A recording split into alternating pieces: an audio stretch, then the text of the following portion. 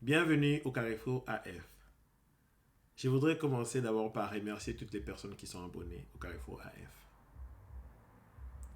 Je vous prie de partager les liens de vidéo à vos frères, sœurs, amis et connaissances. Et demandez-les de s'abonner afin que nous puissions agrandir le nombre d'abonnés au Carrefour AF. Et pour vous qui regardez la vidéo, qui n'êtes pas encore abonné, eh bien, voici le moment. Abonnez-vous et donnez-moi un thumbs up. Dans la vidéo d'aujourd'hui, je voudrais continuer un sujet que nous avons commencé il y a 3 semaines. Il s'agit des taxes. Avant toute chose, je dirais ceci. Les informations que je vous donne, c'est à titre de connaissance. Ces informations ne feront pas de vous un expert comptable. Cela veut dire que si il y a une personne qui vous aide à faire vos taxes, eh bien, continuez à aller vers cette personne-là afin qu'il puisse vous rendre les services qui vous a toujours rendu en faisant les taxes pour vous. Et si vous n'avez personne, vous n'avez pas une personne qui vous rend ces services-là, n'hésitez pas, contactez-moi, je pourrai vous rendre ces services-là. La fois dernière, en se quittant, j'ai dit qu'il y avait 7 types de taxes aux États-Unis.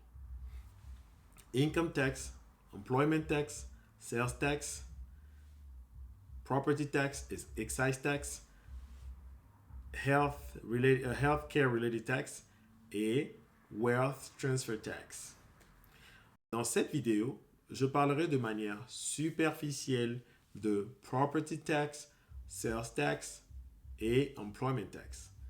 Et de manière un peu plus approfondie, je parlerai de income tax. En ce qui concerne les 3 autres, je ne parlerai pas de cela dans cette vidéo, à moins que vous voudrez que je puisse en parler. Pour cela, vous devez me faire savoir cela en me faisant des commentaires ou bien en m'envoyant un email. Commençons par property tax.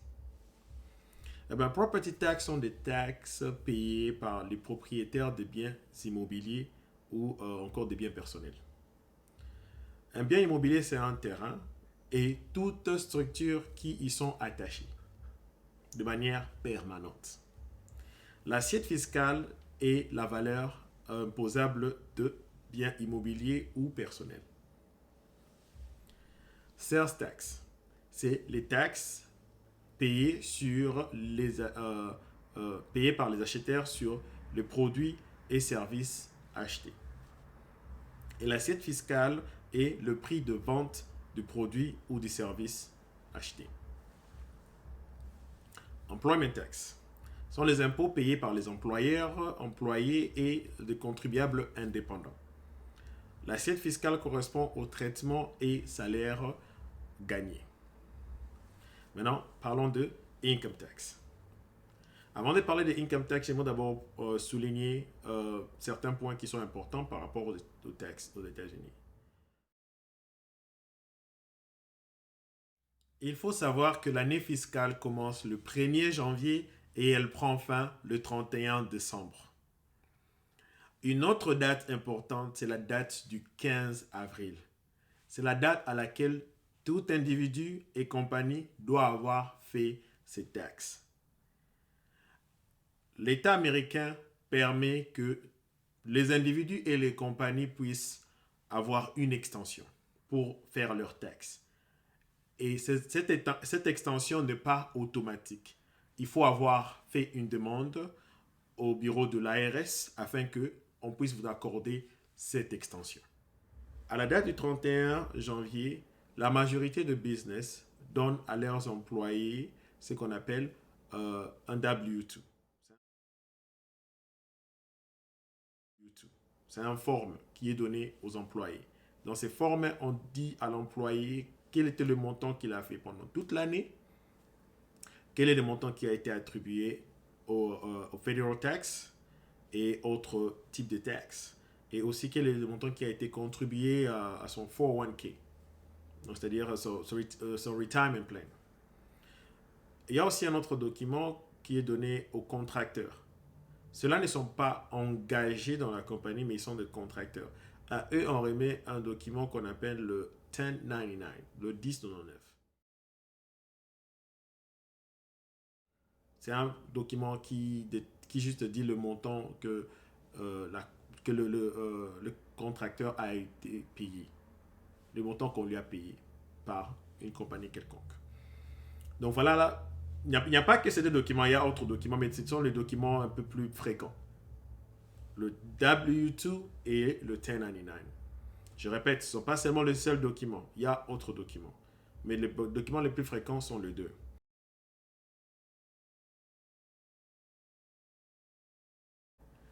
Parlons maintenant de income tax. Income tax sont des impôts qui sont payés par les particuliers et les entreprises. Et les revenus imposables est la différence entre les revenus totaux d'un contribuable et les déductions autorisées. Je répète encore, retenez bien cette formule-là. Les revenus imposables est la différence entre le revenu total d'un contribuable et les déductions autorisées. Et c'est déterminé sur une base annuelle. OK? Maintenant,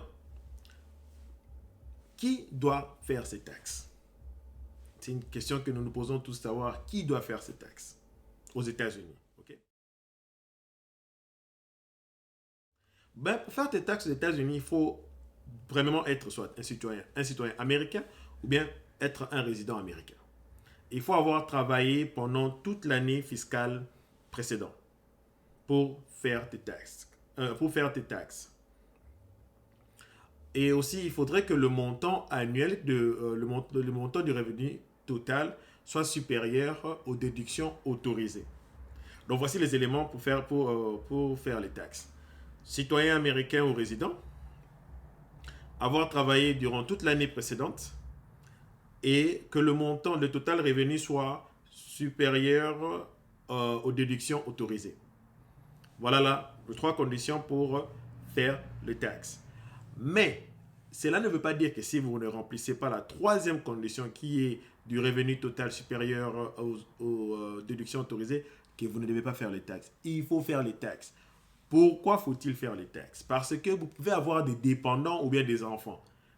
Et en faisant les taxes, vous aurez, il y a du crédit pour les enfants, il y a aussi des crédits pour les dépendants. Donc faites toujours les taxes. Vous ne savez jamais qu'est-ce que vous pouvez avoir. OK? Autre chose que j'aimerais bien couvrir dans cette vidéo, c'est quand est-ce que, quel est le document dont vous avez besoin pour faire les taxes? Pour faire les taxes, vous avez besoin de votre numéro de sécurité sociale, le numéro de sécurité sociale de votre femme si vous êtes marié, et le numéro de sécurité sociale de vos enfants si vous en avez. Ayez tous ces documents-là prêts avec vous avant d'aller voir la personne qui vous aide à faire les taxes, ou bien si vous les faites seul, avant de les faire. Ayez ces documents-là sur les tables, cela vous allez gagner en temps. Okay? Et en dehors de ces documents-là, il faudrait aussi avoir les documents de vos sources de revenus. Je vous ai parlé de ces deux documents qui est le W2, le 1099 ou encore un emploi, mais pour ceux qui reçoivent comment je dirais, qui sont dans le chômage, qui reçoivent quelque chose de l'État. Voilà là le document qui sont preuve de votre revenu. Et pour ceux qui sont self-employed, c'est-à-dire ceux qui sont des entrepreneurs, il faudra avoir ce qu'on appelle le PNL, c'est-à-dire le Profit and Loss Statement. C'est Profit and Loss Statement. C'est le document qui vous permettrait de savoir quel était le total de vos revenus par rapport à vos dépenses ou expenses et vous savoir si vous avez fait un profit ou une perte pendant l'année en cours pour savoir si vous devez payer des taxes ou non. Et quand j'ai dit que pour savoir le revenu imposable, c'était la différence entre le revenu total et les déductions imposables ou les déductions autorisées. Ben, aux États-Unis, il y a deux types de déductions autorisées. Il y a le type qu'on appelle standard et il y a le type qu'on appelle détaillé. Une déduction standard et la déduction détaillée. La déduction standard est déterminée par le IRS.